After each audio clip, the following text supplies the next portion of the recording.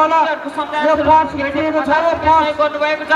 त्यसै गरी मीरा बर्तवाज्यूले स्वर्गीय माता गति हिरालाल नगरकोटी बर्तवाको सम्झना स्वरूप 110 रुपियाँ सहयोग गर्नुभएको छ। त्यसै गरी रूपक गिरीज्यूले कुमारी गिरीको सम्झना स्वरूपमा रु 110 रुपियाँ सहयोग गर्नुभएको छ।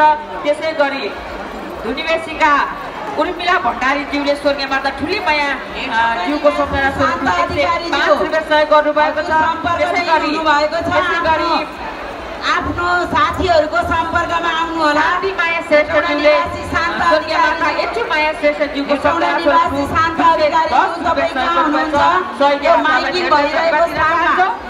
हेटौडा निवासी शान्त अधिकारीज्यू तपाईलाई खोजिराख्नु भएको छ। तपाईँ कहाँ हुनुहुन्छ? यो माइकिङ भएको स्थलमा आउनु होला। हेटौडा निवासी शान्त अधिकारीज्यू